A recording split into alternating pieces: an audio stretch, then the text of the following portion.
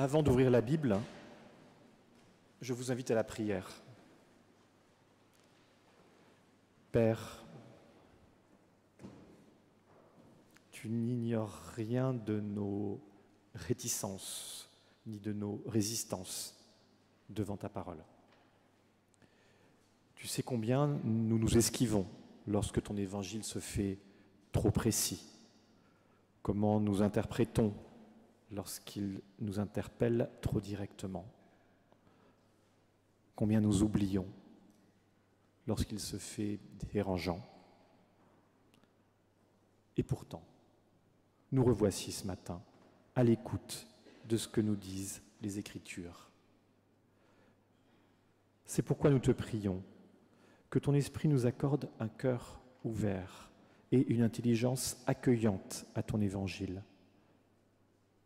Derrière les mots que nous entendons, donne-nous de discerner ta parole de vie, ta parole pour nos vies. Amen.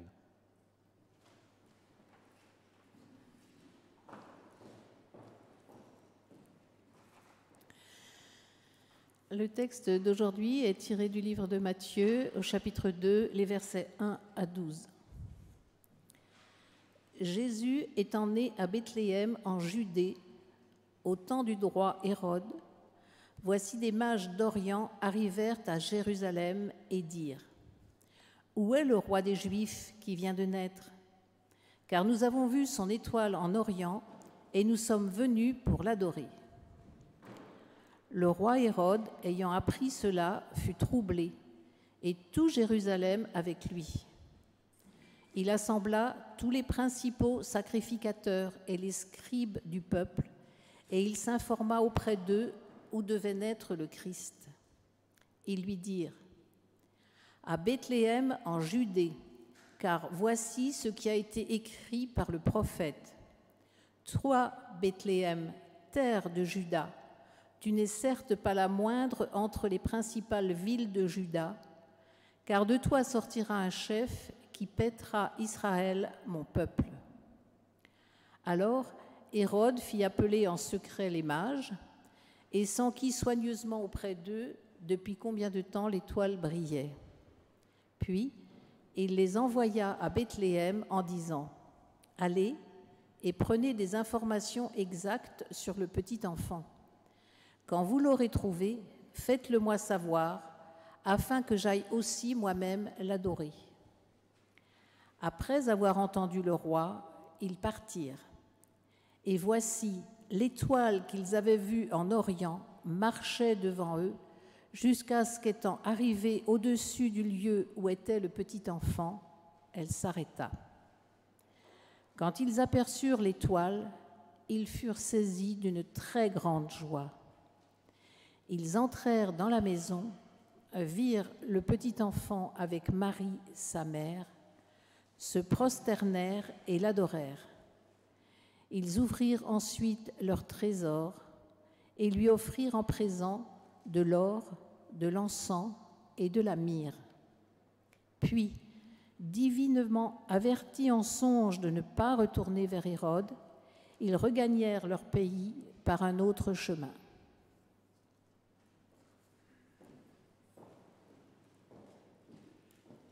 Et je vous invite à vous lever pour qu'on chante ensemble le cantique 31,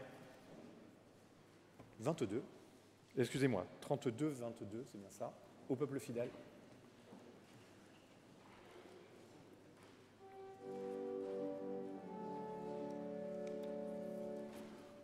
Au peuple fidèle, Jésus nous appelle, venez triomphant joyeux, venez dans ces lieux. Au peuple fidèle, venez dans les cieux.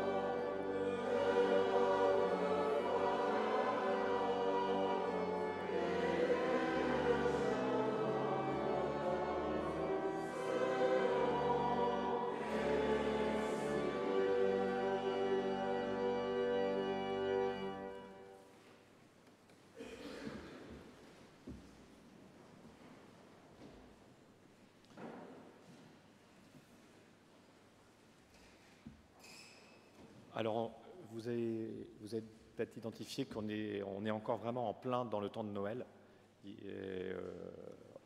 On s'en rend compte encore. Et ce texte on le rappelle de façon assez forte. Alors moi, en fait, j'ai vraiment eu l'impression cette année de vivre très fortement une trêve de Noël. C'est-à-dire un moment, des semaines, avant, après Noël même, où tout s'est arrêté. Peut-être plus fortement que les années précédentes, où les choses étaient peut-être, en tout cas, au moins, je l'ai moins ressenti. C'était un moment assez extraordinaire dans la mesure où tout s'est arrêté, on agissait tous avec bienveillance. On a souhaité du bien à tous les gens qu'on croisait. On a vu le bonheur partout, on a souhaité le bonheur partout.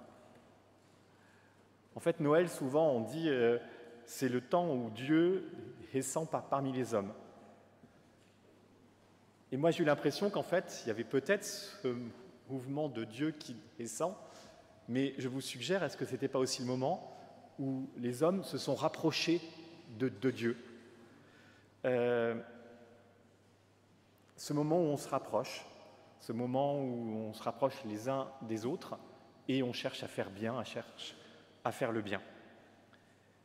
Et c'est un petit peu ce que raconte le récit de gens qui se rapprochent de Dieu. Alors, effectivement, ce texte de Matthieu, c'est l'autre grand récit de Noël.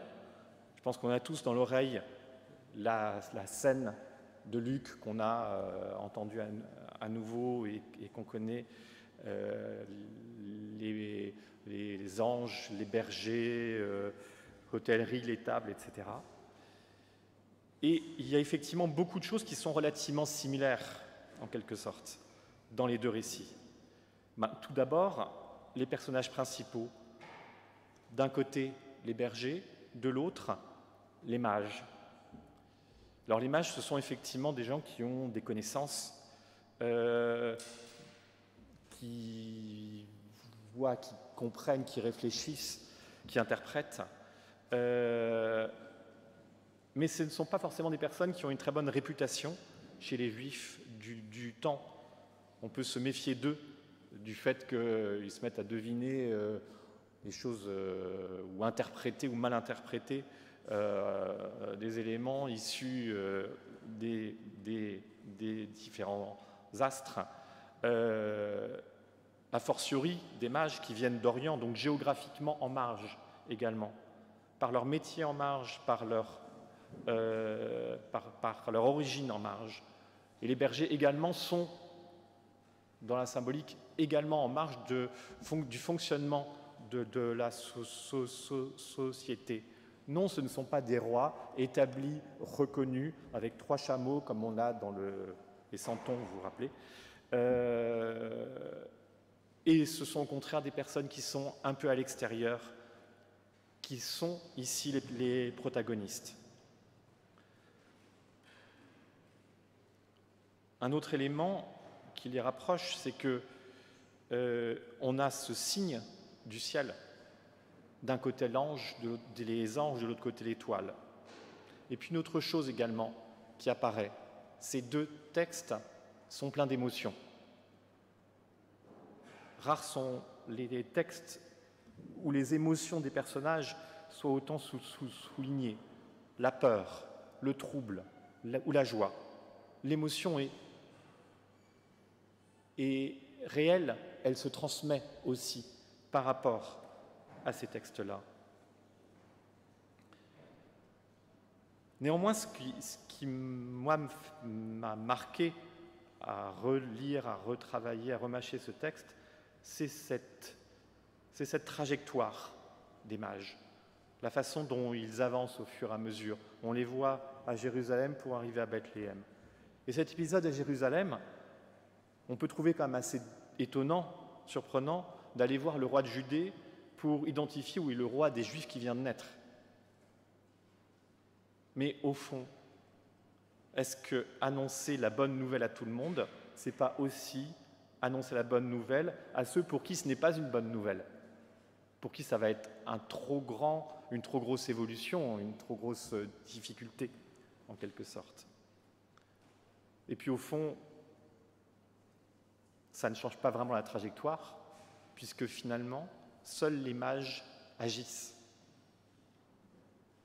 Hérode est troublé, Jérusalem est troublée, les spécialistes de la loi analysent, réfléchissent, ils savent où est le roi qui vient de naître, mais ils font comme si le message ne les concernait pas. Ils n'y vont pas. Ils ne vont pas à Bethléem. Ils ont toutes les connaissances pour le faire. Ils savent bien qui est le Messie et où il est, mais ils ne vont pas y aller. Ça rappelle un peu la phrase, vous savez, de Michel Audiard, qui est un intellectuel assis va moins loin qu'un con qui marche. Ben, en tous les cas là, ils n'ont pas marché.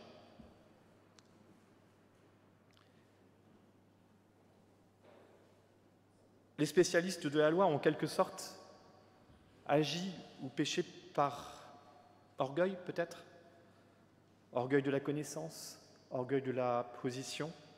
Ils n'ont pas souhaité bouger de leur position. Avoir la rationalité, la connaissance, la culture et ne pas chercher Dieu, c'est le meilleur moyen de ne pas le trouver. L'enseignement des mages, c'est que si on se souvient d'eux, c'est pas uniquement parce qu'ils ont analysé, interprété l'étoile qui avance, mais parce qu'ils sont venus, parce qu'ils ont rencontré Dieu, parce qu'ils lui ont rendu hommage, parce qu'ils ont été émus. La réponse, c'est l'action. La réponse, c'est pas la connaissance ou la culture. La réponse, elle passe par l'émotion. Ce qu'ils ont vécu les a transformés, les a changés. Et la preuve, ils ne peuvent pas rentrer par le même chemin. Ils ne vont pas rentrer par le même chemin parce qu'il n'y a pas d'aller-retour, il n'y a pas de retour possible. On part, on chemine ailleurs.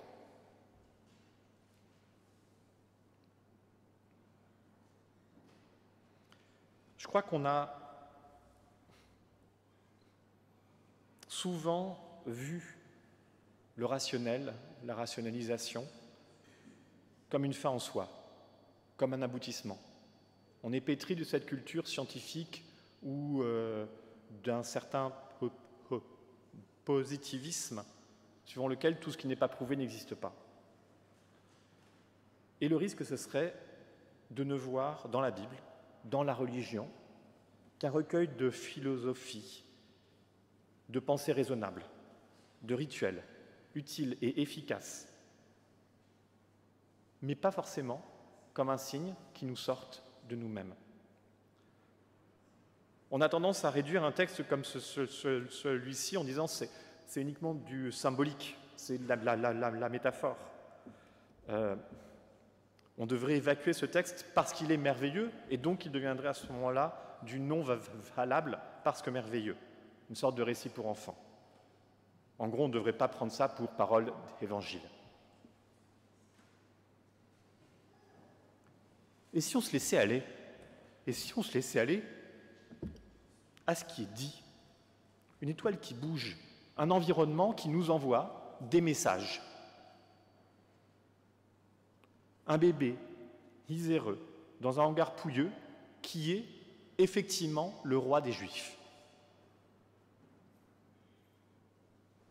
Moi, ce que j'identifie, c'est que si les mages ont été les seuls à voir l'étoile, si elle ne leur apparaissait qu'à eux, c'est peut-être que eux seuls cherchaient à la voir. Et de même, ce sont les cadeaux des mages, leur arrivée, qui reconnaissent à ce statut, à ce bébé, le statut de Messie. L'or comme un roi, l'encens et la myrrhe comme le futur cadavre embaumé de Vendredi Saint.